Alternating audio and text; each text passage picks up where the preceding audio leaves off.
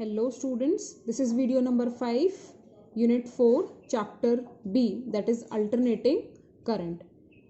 Starting with the basic definitions, that is alternating current, वो current जिसका magnitude time के साथ कॉन्टिन्यूसली चेंज होगा और डायरेक्शन भी एक पीरियड के बाद क्या कर जाएगी, चेंज कर जाएगी, उस करंट को हम बोलते हैं AC, that is alternating current.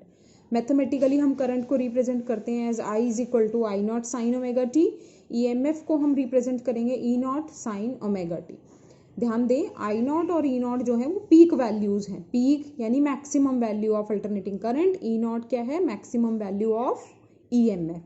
ये जो लेफ्ट साइड में है इनको हम बोलते हैं किसी भी इंस्टेंट पर, जैसे आप ये देख रहे हैं इंस्टेंट पर, इस टाइम T1 पर EMF या करंट की वैल्यू और ऐसे ही इस टाइम T2 पर EMF की वैल्यू. ओमेगा एंगुलर फ्रीक्वेंसी है, कैपिटल T क्या है, टाइम पीरियड. वेव फॉर्म में हम इसको ऐसे रिप्रेजेंट करते हैं. Second definition is direct current, DC जिसको हम बोलते हैं, the current which flows with a constant magnitude. ये देख रहे होंगे आप ग्राफ, और जिसकी डायरेक्शन भी चेंज नहीं होगी उसको हम क्या बोलेंगे, डायरेक्ट करंट. हमारे घरों में जो करंट आता है वो कौन सा आता है, अल्टरनेटिंग करंट. कितनी फ्रीक्वेंसी का, 50 हर्ट्ज का, जिसको हम क्या और क्या बोलते हैं, 50 साइकिल्स पर सेकेंड. एक बार कर्व में देखें, जो ये हर इंस्टेंट पर वैल्यू थी ये तो इस तरीके से रिप्रेजेंट की, जो पीक वैल्यू थी, ये जो मैक्सिमम वैल्यू है करंट की और EMF की, इसको हम बोलते हैं पीक वैल्यू. आप देखें बेटा, इसमें जो पीक वैल्यू है वो तो दिख ही रही है, लेकिन अगर हम नेक्स्ट स्टेप पे जाएं, एवरेज वैल्यू, पूरी साइकिल देख रहे हो आप, ये वाला कर्व और ये वाला कर्व सेम मैग्नीट्यूड का है, सेम टाइम पीरियड का है, तो एवरेज वैल्यू पूरी कंप्लीट साइकिल के लिए 0 to T टाइम पीरियड में क्या रहेगी, 0. सो हमने सिग्निफिकेंटली एवरेज वैल्यू कितनी की निकाली, हाफ साइकिल में निकाली, 0 से T/2 टाइम पीरियड में, यानी हाफ साइकिल में. इक्वेशन से स्टार्ट किया, इक्वेशन 1 करंट का इक्वेशन है इंस्टेंटेनियस. फॉर्मूला है मेरे पास I is equal to dq/dt. dq की वैल्यू निकाला, क्रॉस मल्टीप्लाई कर दिया, I की वैल्यू पुट कर दिया हमने. अब इंटीग्रेट कर दिया ताकि मैं टोटल चार्ज निकाल सकूं पूरी साइकिल में. कितनी साइकिल में, हाफ साइकिल में. तो मेरे पास dq के लिए मुझे dq को इंटीग्रेट करना पड़ेगा. आपने लिमिट्स पुट की हैं हाफ साइकिल की, 0 से T/2. साइन का इंटीग्रेशन माइनस कॉस होता है, और क्योंकि t के साथ ओमेगा मल्टीप्लाइड है तो वो डिवाइड में आ जाएगा, ये पता है आपको. अपर लिमिट पुट की स्मॉल t की जगह माइनस, लोअर लिमिट पुट की. ओमेगा का वैल्यू क्या पुट करते हैं हम, 2π कैपिटल T. तो मेरे पास क्या हुआ, एवरेज का वैल्यू कितना आ गया, I0/π इंटू कैपिटल T, और हमने इसको इक्वेशन नंबर 3 मार्क कर दिया. एवरेज चार्ज अगर हम हाफ साइकिल में निकालें तो कितना आएगा, करंट इंटू टाइम कितना था, T/2. थर्ड और फोर्थ इक्वेशन को अगर हम कंपेयर करें तो हमारे पास I एवरेज का वैल्यू जो आएगा वो आएगा 2I0/π. आप बेटा इस रिजल्ट को लर्न रखेंगे. मैथमेटिकली भी इस रिजल्ट को जब हम सॉल्व करते हैं, पाई को 22/7 पुट करेंगे तो ये आएगा. आप इस रिजल्ट को भी ध्यान रखेंगे. परसेंटेज में अभी आप इस रिजल्ट को 100 से मल्टीप्लाई करोगे तो कितना आएगा, 63.7% ऑफ पीक वैल्यू. और क्या नोट पॉइंट पढ़ें, average value of AC negative half cycle के लिए बिल्कुल सेम आएगी, बस नेगेटिव साइन आ जाएगा. एंड वन कंप्लीट साइकिल के लिए क्या वैल्यू आएगी, 0. अल्टरनेटिंग EMF का भी सेम प्रोसेस में आर्टिकल चलेगा, लेकिन इक्वेशन नंबर 1 जो है वो EMF से स्टार्ट करना है, फिर I निकालना है आपको. लास्ट में I किसके बराबर, E/R. dq/dt पुट किया, I को क्रॉस मल्टीप्लाई किया, वही इक्वेशन आनी है dq, मतलब लेफ्ट साइड में dq आना चाहिए, राइट साइड में सिर्फ E0/R है. पहले यहाँ क्या था, I0, और I0 तो किसके बराबर होता है, E0/R. बाकी सारा इंटीग्रेशन आप चेक करो सेम है, लेकिन सिर्फ बाहर क्या आ रहा है, I0 की जगह E0/R. And if on solving आप इक्वेशन 4 को फर्स्ट आर्टिकल में यहाँ पर देखें और यहाँ पर देखें तो बिल्कुल सेम है. क्यों, एवरेज किसके बराबर, I इंटू T/2. तो I कितना, E एवरेज/R. 3 और 4 को कंपेयर किया, बिल्कुल सेम आई. EMF और करंट का आर्टिकल बिल्कुल सेम चलेगा. नेगेटिव हाफ साइकिल अगर T/2 के T में बात करें तो नेगेटिव आएगी. कंप्लीट साइकिल में you all people know 0. Objective corner में देखें जल्दी से, अल्टरनेटिंग करंट और वोल्टेजेस जो AC एमीटर और AC वोल्ट मीटर मेजर करते हैं वो किस पे बेस्ड होते हैं, हीटिंग इफेक्ट पे, इसीलिए उनको क्या बोला जाता है, हॉट वायर इंस्ट्रूमेंट्स. जो हमारे ऑर्डिनरी DC एमीटर और वोल्ट मीटर होते हैं वो AC को मेजर नहीं कर सकते हैं, they will record value 0. Next we move on to RMS value, root mean square value of alternating current. first we need to read out the definition. It is that value of steady current which would generate the same amount of heat. यानी हमें heat के फॉर्मूले से start करना है, ठीक है। आप चेक करें, यहाँ हमने हीट के फॉर्मूले से स्टार्ट किया है। In a given resistance at a given time as is done by the AC when pass through same resistor for the same time, denoted by IRMS। Heat का फॉर्मूला पता है आई स्क्वायर आर टी, तो small heat की बात की I square R, small time के लिए dt, ठीक है। उसके बाद हमने टोटल हीट निकालनी है। अब करंट की बात हुई थी तो करंट की इक्वेशन, ईएमएफ के लिए हम फर्स्ट इक्वेशन क्या लेंगे, ईएमएफ की लेंगे। ये दोनों आर्टिकल्स पैरेलल चलेंगे बिल्कुल। तो वन बाय वन प्रोसीड करते हैं। इंटीग्रेशन किया हीट के लिए 0 to h, आपको पता है sine square omega T, maths वाले स्टूडेंट को पता है। पहले हम इसको सिंगल पावर में करेंगे, 1 minus cos 2 omega T by 2। फिर इस ब्रैकेट को सेपरेट करेंगे, दो इंटीग्रेशन अलग अलग पे स्प्लिट कर दिया हमने। इंटीग्रेशन लिमिट्स पुट की, इंटीग्रेट करने के बाद upper limit minus lower limit. Equation 3 फिर से हीट की आ गई, कितनी, I square R T by 2। Also H, अगर हम इसका फॉर्मूला, ये तो किसके लिए निकाल रहे हैं, पूरी कंप्लीट साइकिल में निकाला है, इसलिए इंटीग्रेशन 0 to कैपिटल टी था, हाफ में नहीं है। तो अगर हम वैसे जनरल निकालें कि हीट प्रोड्यूस्ड आर के अक्रॉस कितनी होगी, क्या होगा, I square R M S into R T. 3 और 4 को कंपेयर किया तो आई आर एम एस का वैल्यू ध्यान से लर्न रखेंगे इसे, आई नॉट बाई रूट 2। और मैं जब इस रूट 2 की वैल्यू 1.414 पुट करूंगी तो वैल्यू कितना आ जाएगा सॉल्विंग के बाद, -7.707 आई नॉट, परसेंटेज में 70.7%। ईएमएफ के लिए भी सेम प्रोसीड करना है। इक्वेशन 1 ईएमएफ की होगी, हीट में आई स्क्वायर की जगह वी स्क्वायर बाय आर होता है ना, तो वी की जगह ईएमएफ की बात करेंगे हम। सो हमने इक्वेशन 2 आ गई मेरे पास, इंटीग्रेट करना है 0 to कैपिटल डी में, सेम प्रोसीजर से बिल्कुल हमारे पास ई आर एम एस का वैल्यू आएगा E not by root 2, mathematically 0.707 E not. अब ये देखें question, the alternating current and voltages are generally measured and specified in terms of their RMS value. हमारे घरों में जो 220 वोल्ट आ रही है वो आरएमएस ही होती है, और पीक वैल्यू इससे ज़्यादा होगी। पीक वैल्यू का फॉर्मूला क्या आएगा, यहाँ से बताओगे, ये पीक है ना वैल्यू, पीक वैल्यू कितनी, root two E R M S. तो रूट 2 को हमने, वी आर एम एस कितनी आ रही थी 220, तो उससे मल्टीप्लाई कर दिया तो कितनी आई 311 वोल्ट, मतलब पीक वैल्यू बहुत ज़्यादा होती है। यहाँ से हमारा नया सेट ऑफ सीरीज आर्टिकल शुरू होगा। उससे पहले एक बेसिक डेफिनेशन है फेजर्स की, phasor and phasor diagram. Phasor क्या होते हैं, रोटेटिंग वेक्टर, जो एक ऐसी क्वांटिटी को रिप्रेजेंट करने के लिए यूज किए जाते हैं जो टाइम के साथ साइनोसॉइडली वेयर करेंगे, मतलब जिनकी इक्वेशन साइन और कोसाइन की फॉर्म में लिखी जा सकती है। ये रोटेटिंग वेक्टर्स भले ही हों लेकिन इनका ये स्केलर्स बोले जाते हैं। Rotation of a phasor, it is rotating vector rotating in anti-clockwise direction with angular speed omega, ठीक है। एग्जाम्पल है, जैसे मेरे पास ये इक्वेशन है, E is equal to E naught sine omega T, तो ये मैग्नीट्यूड देगा मुझे, यानी देखें आप, ये एक्स एक्सिस, ये वाई एक्सिस। सो ये जो वेक्टर है ये तो ई नॉट है, इसकी वैल्यू तो क्या है, फिक्स है।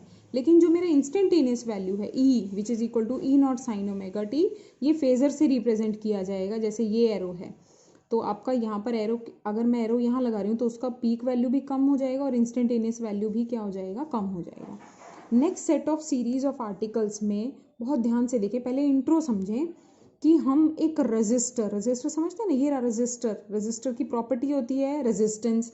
ऐसी इंडक्टर मतलब कॉइल की प्रॉपर्टी कौन सी होती है, कंडक्टेंस। ऐसे ही एक डिवाइस होता है क्या, कैपेसिटर की कौन सी प्रॉपर्टी होती है, कैपेसिटेंस। अब इन तीनों डिवाइसेस के अक्रॉस, कौन कौन से 3 डिवाइस, रजिस्टर, इंडक्टर, कैपेसिटर, को हम किससे कनेक्ट करेंगे, एसी सप्लाई से। फिर क्या पता लगाना है हमें तीनों आर्टिकल्स में कि जो करंट और ईएमएफ है उनके बीच में क्या रिलेशन है। क्या पता लगाना है कि करंट और ईएमएफ के बीच में क्या रिलेशन है। चलें देखें, पहले हमारा रजिस्टर सिंपल डिवाइस एसी से कनेक्ट कर दिया, इसी के साथ मैंने लिख दिया एसी जो सप्लाई आती है वो कितनी आती है, E is equal to E naught sine omega T, equation 1। सभी आर्टिकल्स में इक्वेशन 1 इन 3 आर्टिकल्स में क्या रहेगी, चेक करें, सेम। चलिए आगे प्रोसीड करते हैं। अल्टरनेटिंग करंट किसके बराबर होगा, ये जो instantaneous value EMF divided by this, इसका रेजिस्टेंस आर, तो E by R which is equal to E की वैल्यू पुट कर दिया। So E not by R किसको रिप्रेजेंट करेगा, पीक वैल्यू ऑफ करंट को।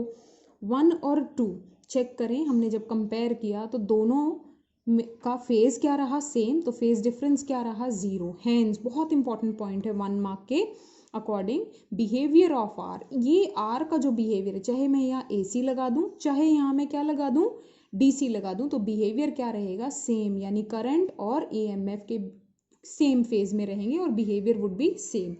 ये होते हैं फेजर डायग्राम। ये कौन सा डायग्राम है, फेजर। ये कौन सा डायग्राम है, wave diagram. This is known as phasor diagram, this is known as wave diagram. बनाएं अभी से, क्योंकि जो वोल्टेज आती है उसका मैग्नीट्यूड हमेशा करंट से ज़्यादा होगा। क्यों, क्योंकि ये रेजिस्टर भी तो कुछ ना कुछ क्या करेगा, वोल्टेज कंज्यूम करेगा। सो हमेशा करंट का वैल्यू EMF से कम रहेगा। तो फेज तो क्या है, सेम। फेज डिफरेंस क्या है, 0। तो ओरिजिन से ही स्टार्ट होंगे, सेम टाइम पर मैक्सिमम वैल्यू होगी दोनों की, सेम पर मिनिमम वैल्यू होगी। तो ये वेव फॉर्म आ गया। अब जब फेजर बनाएंगे तो चेक करो, E0 और I0 का एरो देखो, E0 से नीचे लगा है, इसका मतलब I0 की वैल्यू E0 से कम है। ये ओमेगा टी चेक करो, 1 में और 2 में, दोनों में क्या था, एक्स एक्सिस के साथ कितना एंगल बन रहा था, omega T. Now we move on to the inductor device. इसको हम और क्या बोलते हैं, pure inductive AC circuit. AC connect किया, इक्वेशन 1 पता है, क्योंकि इंडक्टर में से जब AC फ्लो करता है तो EMF सेट होगा। इक्वेशन नंबर 2 इंड्यूस्ड EMF की पता है, फैराडे ने बताया था, -d∅dt। वहाँ से हमने एक ही कॉयल है तो सेल्फ इंडक्टेंस प्रॉपर्टी से ये इक्वेशन आई थी हमारे पास, E = -L di/dt। ठीक, अब जो, क्योंकि प्योर इंडक्टिव सर्किट है तो E की वैल्यू स्मॉल e के बराबर होगी, मतलब जो ये वैल्यू लगाई है यहाँ, ये वाली इक्वेशन 1, और जो इंड्यूस्ड EMF होगा वो दोनों क्या रहेंगे, सेम रहेंगे, क्योंकि प्योर इंडक्टिव सर्किट है, मतलब कोई रेजिस्टेंस नहीं है, कोई रुकावट नहीं है। इक्वेट कर दिया दोनों को, DI की वैल्यू निकाल दी। ऐसे क्यों निकाला DI, क्योंकि हमारे पास EMF तो गिवन है, हमें किसकी वैल्यू निकालनी है, करंट की। सो DI लेफ्ट साइड में रख दिया, इंटीग्रेट कर दिया इसको। ये जब विदाउट इंटीग्रेशन होता है इसको हम क्या बोलते हैं, इनडेफिनिट इंटीग्रल। क्या बोलते हैं हम इसे, इनडेफिनिट इंटीग्रल। इंटीग्रेट कर दिया, साइन का इंटीग्रेशन -cos ωt, ओमेगा से डिवाइड भी होएगा और फिर, है ना, E0/ωL साइन, इसको लिखा साइन की फॉर्म में। क्यों लिखा, क्योंकि इक्वेशन 1 हमारे पास साइन की फॉर्म में थी। तो I की वैल्यू आ गई E0/ωL साइन ωt -π/2। ये इक्वेशन 4 आ गई। अब हमें जो फॉर्मेट चाहिए वो चाहिए I = I0 की फॉर्मेट में। तो ये I मैक्सिमम कब होगा, जब ये वाली वैल्यू क्या हो जाए, 1।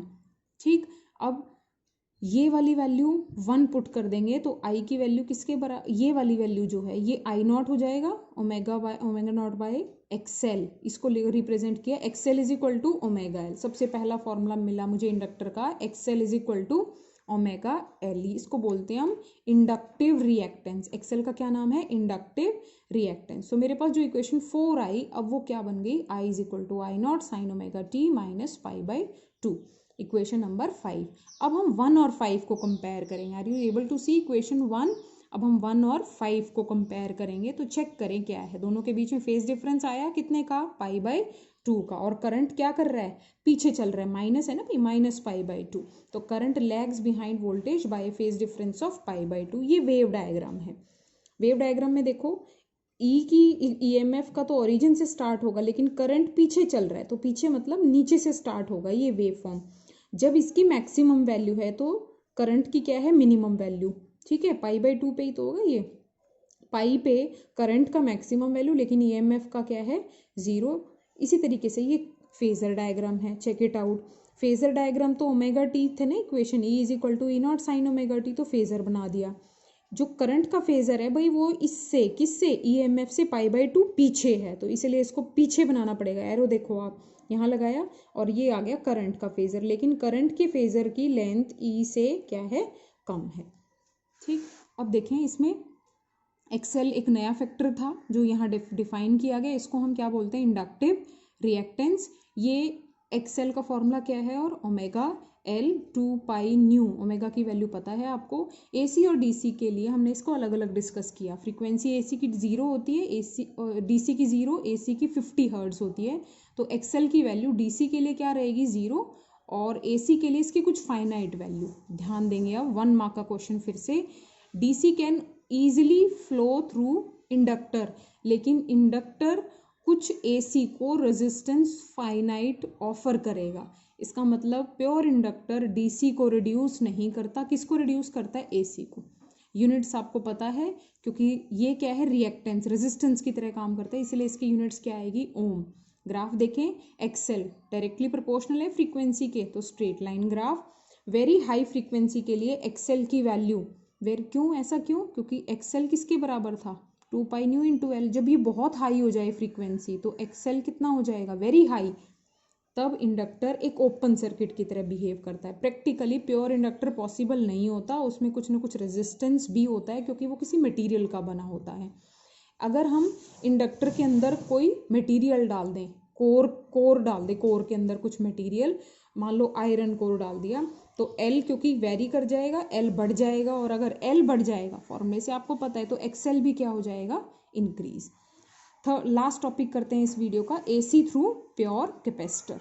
कैपेसिटर को एसी से कनेक्ट किया, ईएमएफ का वही इक्वेशन था 1। अब चार्ज की बात होती है कैपेसिटर में, निकालना हमें करंट ही है, तो V किसके बराबर होता है, Q by C।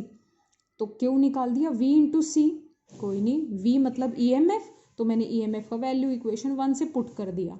I D Q by D T cross multiply कर दिया, डी क्यू की वैल्यू कितनी, I इंटू डी टी, और हमारे पास किसकी वैल्यू थी, Q की, ठीक है। सो D by D T, Q का वैल्यू मैंने पुट कर दिया, सो I का वैल्यू आ गया omega C E not cos omega T. अब हमें यहाँ क्या चाहिए था, आई नॉट, तो मैं इस ओमेगा सी को 1 अपॉन ओमेगा सी लिख दिया मैंने, और इस 1 अपॉन ओमेगा सी को एक नए फैक्टर से रिप्रेजेंट किया, एक्स सी से।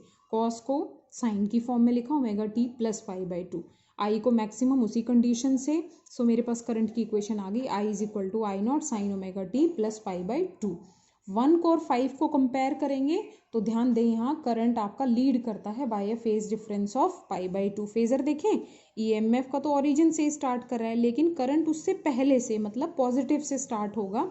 जब ईएमएफ मैक्सिमम तो करंट जीरो, जब करंट मैक्सिमम तो ईएमएफ का वैल्यू क्या, जीरो। फेजर लेते हैं, इक्वेशन 1 का फेजर ये रहा, E not with axis omega T.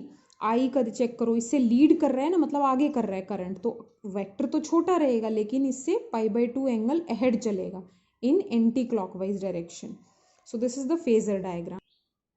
इसका ऑब्जेक्टिव सेक्शन देखें, हमने एक नया फैक्टर डिफाइन किया था, एक्स सी कितना था, 1 बाय ओमेगा सी। यूनिट्स इसकी भी ओम होंगी, लेकिन इसका बिहेवियर डीसी और एसी में अलग अलग रहेगा। डीसी में एक्स सी की वैल्यू इन्फानाइट, इसका मतलब याद रखेंगे हमेशा, एक कैपेसिटर डीसी को ब्लॉक करता है लेकिन एसी को पास होने देगा।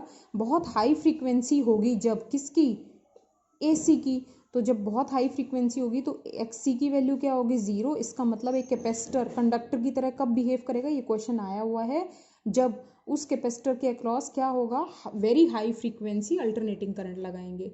एक कैपेसिटर के अंदर अगर हम प्लेट्स, एयर की जगह क्या डाल दें, कोई मटेरियल डाल दें, तो यू नो कैपेसिटेंस उसका क्या हो जाता है, बढ़ जाता है। तो कैपेसिटेंस अगर बढ़ जाएगा, ये रहा, तो एक्सी क्या हो जाएगा, कम हो जाएगा, और एक्सी ये रहा ना, देखो एक्सी डैश क्या आ गया, लेस हो गया। सो इन टॉपिक्स को अच्छे से करें, आगे वाले टॉपिक्स हम तभी कर पाएंगे जब आपके यहाँ तक के सारे कंसेप्ट्स क्लियर हो।